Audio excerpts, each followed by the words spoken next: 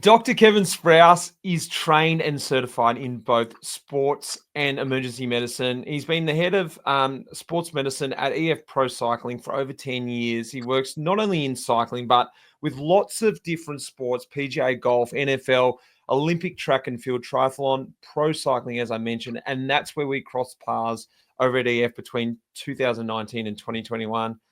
He's also got his own podcast where he dissects the principles of performance. Kev, great to catch up with you, mate. Once again, how are you? Good to see you, Mitch. Thanks for having me on. Well, it's great to have you on because I love the way you're able to sort of break down different stuff when I'm, whether we're talking about sports medicine, whether we're talking about performance on the bike, or just sort of different science stuff that I want to talk about. What I want to talk about today is altitude.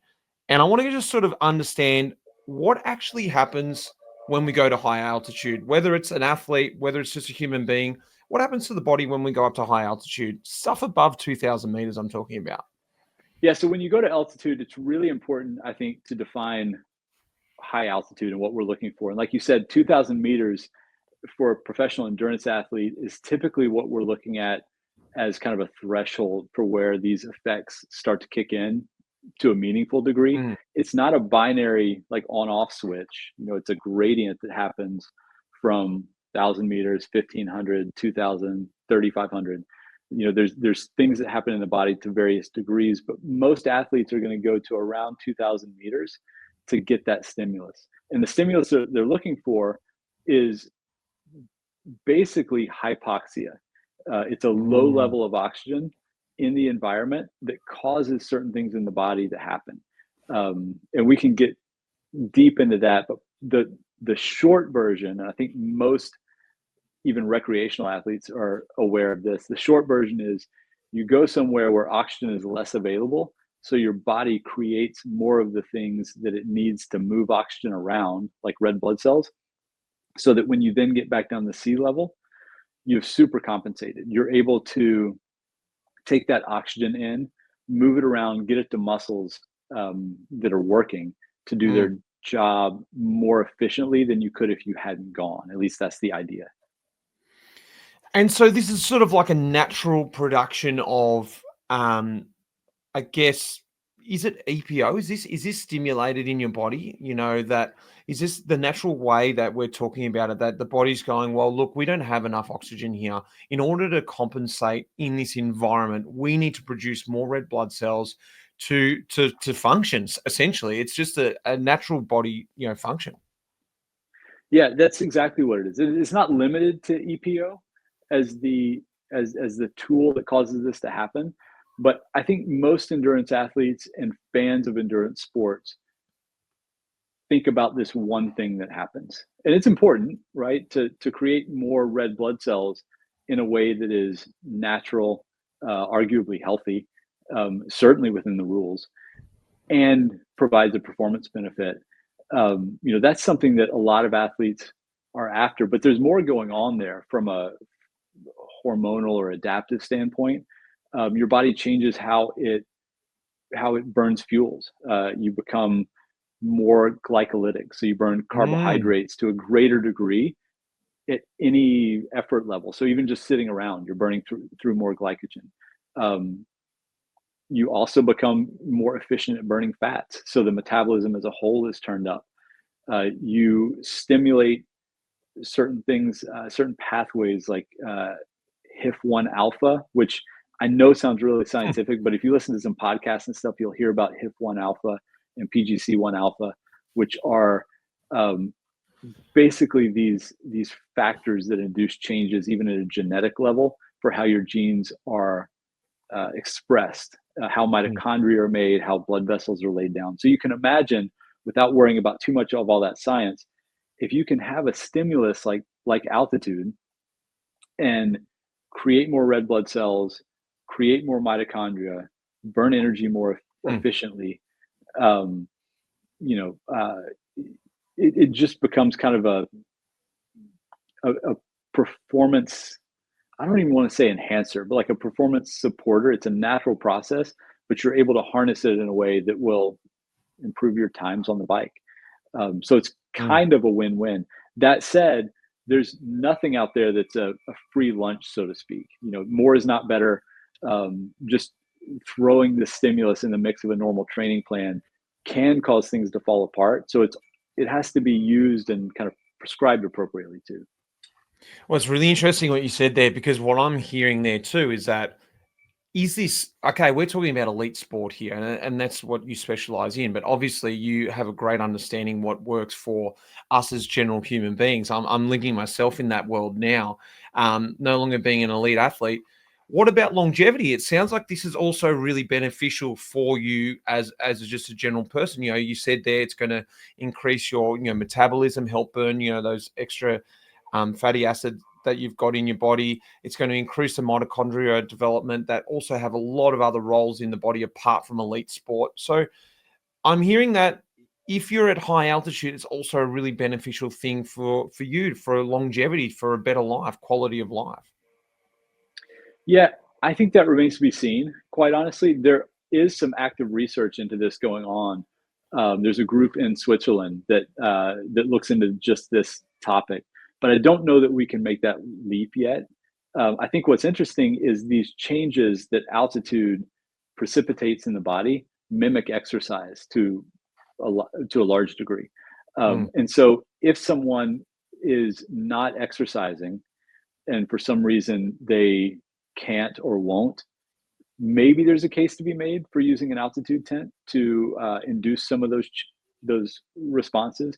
But quite honestly, if you're taking the general person who is looking to optimize their longevity, they'll get most of their bang for that buck from exercise. Throwing altitude in the mix there on top of exercise, my guess is it's meaningful but minimally so. And you do run the risk, like I said, with altitude exposure, there are things that can come alongside it that are detrimental in the short term, maybe longer term, depending on how you adapt. So you've been to altitude, and anyone who's maybe gone on a ski trip and been to altitude probably recognizes that it can be hard to sleep.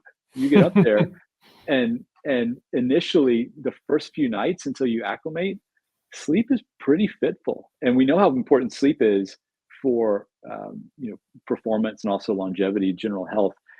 There's a trade-off, right? And sure, you acclimate to that, but the point being, no good effect comes without potential side effects, and you just have to be aware of those. So I would be a little hesitant at this point to have somebody use an altitude tent long term just for the purposes of longevity. Although on a patient by patient basis and having that conversation on what they're trying to accomplish and what their limitations are, there might be a role for it. Well, it's interesting you brought it up, and that's where I wanted to go with this conversation as well, is understanding what is happening now. I feel like let's talk about professional cycling. This is the world that I'm very familiar with, yourself as well, is that there's this big trend that's happening, especially over my career, the last 15 years at least, is where a lot of athletes start to understand that, hey, if we can tap into this altitude, we can, really increase our ability. So there was a lot of sort of, I guess, research and trial and error of going up to high altitude, testing out, do we need to be up here for 2 weeks, or can we do smaller stints? And actually now what you mentioned before is the introduction of altitude tents, more specifically box altitude, where they've got different formats where you can have an altitude tent in your room, but you can also have an altitude room, making things easier. And this is something that we're understanding, is it's not just about the altitude exposure, it's about making your lifestyle feel a little bit more like what you're used to. So that's what the thing that I'm really understanding about the altitude tent, not having used one really much at all myself throughout my career. I was a bit old school. I was going up on the mountains, but help me understand a little bit what's happening in the pro peloton from your experience with the introduction of altitude tents and the more frequent use of altitude exposure. Yeah, I mean, I think altitude tents have changed how we're able to use this stimulus with athletes. Now, altitude tents in some form have been around for quite a while, but they had some challenges in how they were implemented. The box system is really well engineered to where the user can use it in a way that is just more comfortable. I mean, like I said, one of the downsides to using an altitude, to using altitude at all, but certainly an altitude tent, is they can be very hard to sleep in. And if you sacrifice sleep and recovery for this added stimulus, then the equation doesn't really make sense. If you're training, which is a stimulus, adding altitude stimulus and then not recovering well, it's a recipe for just falling apart, overtraining. And so having a way to engage in altitude simulation at home that is comfortable is really a game changer. And so the tents are fantastic. The room conversions are another step to where you can dial in the altitude in your bedroom and allows you to spend 8 hours a day at altitude when you have plans to do that, and even turn the altitude up and down. And then you can leave that environment, be in the comfort of your own house. You've got your kitchen, you've got your training routes, you've got your gym nearby. Like everything that you would normally do is the same, but you've just been able to apply this stimulus. The other thing is that a lot of the studies show that you probably want to be aiming for a minimum of 12 hours a day stimulus. Now, there's some question in that, and maybe if you increase the altitude, the time you need to be exposed to that hypoxia can go down in order to get a benefit. But the point being, it's a lot easier to get longer exposures if you have like your bedroom set up as an altitude chamber, or even your tent in a bedroom where you can lay on your own bed and maybe watch TV and spend a little bit of downtime, recovery time in there. It's a lot easier proposition than traveling to a mountain, or even getting in one of the old school altitude tents that was more like a sleeping bag and a hood that went over your head. Just, you couldn't really do anything in it. You didn't want to be in it 12 hours, that's for sure. Well, tell me about then this sort of transformation that's sort of happened in professional sport. We've seen like the elite of the elite, like the Tom Bradys of the world, the LeBron James, putting out there on their social media, and you'll be able to find out these guys are investing in their own careers. They want to get the maximum out of their careers. And we're seeing these guys have these really long careers through different things like home, altitude tents and things like that. Do you think the roll-on effect of that, say, into the pro cycling world and into these other sports, that younger athletes are looking at this going, wow, this is great. We're seeing now how to tap in, how to sort of get the best out of ourselves. What's your opinion on this now, with the athletes spending money and investing on themselves, a bit of a transition from sort of, like we said, 15, 20 years ago?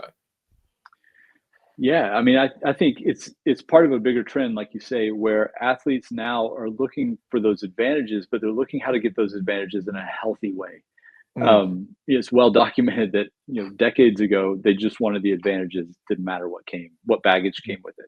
And there's a very different mentality that I see now in athletes, where they want to perform well, they want to tick all the boxes that will set them up to be their very best, but they don't want to sacrifice long-term health, longevity within the sport, or longevity, of life in general.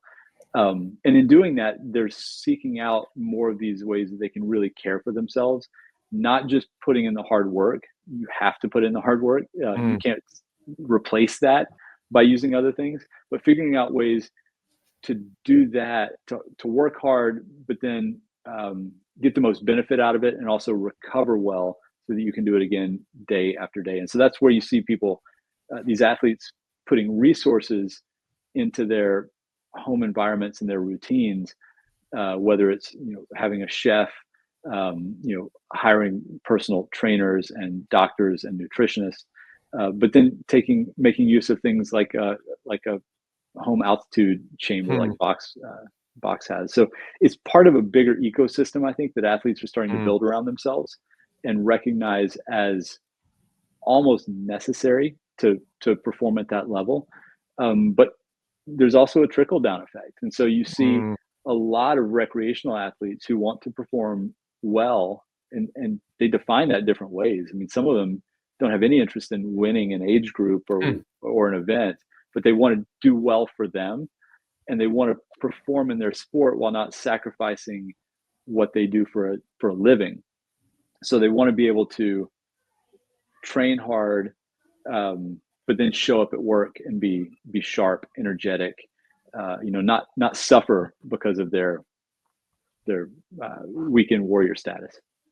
I think I love that fact that you said there, because it sort of leans into me, is that these actual extra benefits you get from using, high altitude or be exposed to high altitude. It's not just about that next day performance. From what I'm understanding is, look, and my own experience from my own time at high altitude was you've got the adaptations, the metabolic adaptations that you spoke about, the increased red blood cell. You've got this stress resistance, which we haven't really spoken about, but that natural sort of, I guess, positive stress on the body that creates all these adaptations. One thing I don't know this for sure, and that's what I'd really love to know from you, is what is the cognitive effect? How does it affect us mentally? Is there any sort of positive effect there or negative effect? What's your sort of opinion on that? Because I love the fact that, psychologically, this is sort of, a placebo effect, that I used to get this feeling, hey, I'm doing everything to be better as a person, as an athlete, that it made me feel better about myself. I don't know if there's any science in that. Honestly, I don't either. I will say what you describe is fairly common.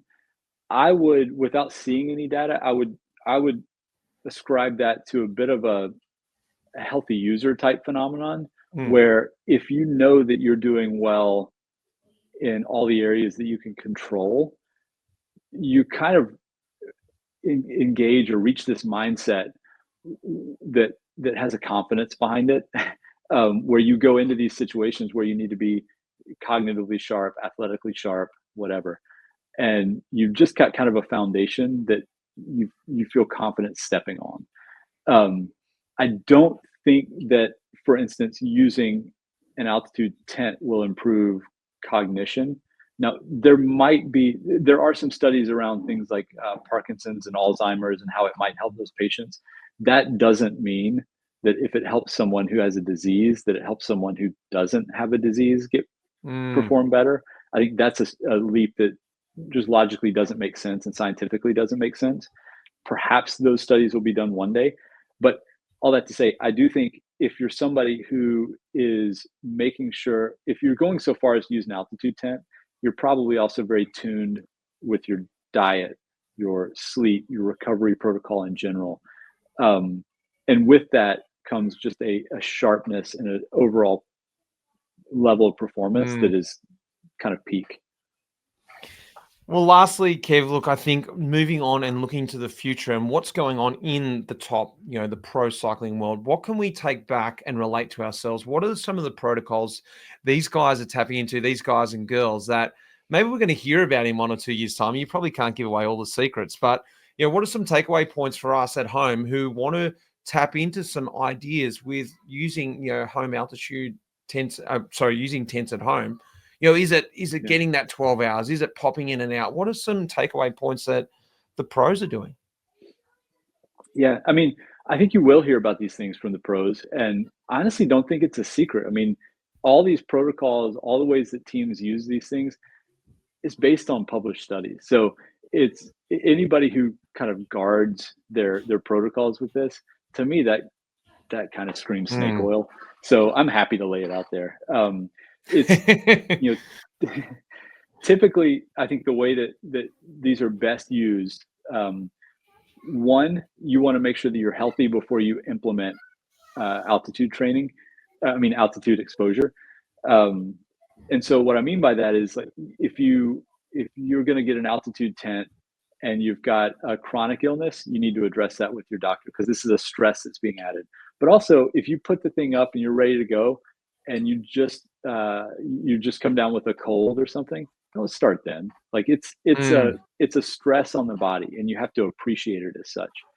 By the same token, if you're training 10 hours a week and you start to sleep at altitude, then your recovery goes down, and that's essentially an added stimulus, such that it may equate to like a 12 or 14-hour week, and you have to account for that in how you implement your training. So I don't say these things as a negative to the altitude exposure, the tents or the rooms, but you can't just add it in there and keep doing what you're doing. And that's really important. And that's one of the primary tenets of how we implement this with the team is we say, okay, your training volume initially has to come down a little bit. We want to monitor your oxygen saturation. So the little clip thing you put on your finger tells you what percentage oxygen you're at. We're going to use those. And we're going to look at recovery metrics like resting heart rate and HRV. And we'll probably start someone out if they're a sea level dweller, a sea level native, maybe at about 1,500 meters and see what their oxygen saturation is. We'll watch those recovery metrics. And as they start to normalize a bit, which might be night 1, might be night 3, I mean, it just depends, but we'll look at when that blood oxygen level comes up to around 92, 94, we'll probably dial it up a little higher. So then we may go to 2,000 meters. And then perhaps we see that their oxygen levels are 88% and their recovery is in it. We'll hold there for a while, let them acclimate. We would have dialed back the training a little bit while they acclimate because we don't want to overdo it. Their sleep is probably also impacted during this time in a negative way. So it's all about kind of this ebb and flow of we're going to apply the stimulus, but recognize that it's a stress and not overdo it. And we're going to monitor and see when they acclimate to that. And it may get to a point, maybe 2,200 meters, for instance, they've acclimated, and then we just really let them go. We turn up the training again and live there for a while, but we don't do that week 1, right? So that's the real key. Aiming for about 12 hours a day. So 8-9 hours at night, maybe an hour or 2 mid-afternoon, if you've got a chance to spend some time in there. But I think for a recreational athlete, recognizing that you don't have necessarily 12 hours to spend in there, the 8, use that and maybe go a little bit higher than you would.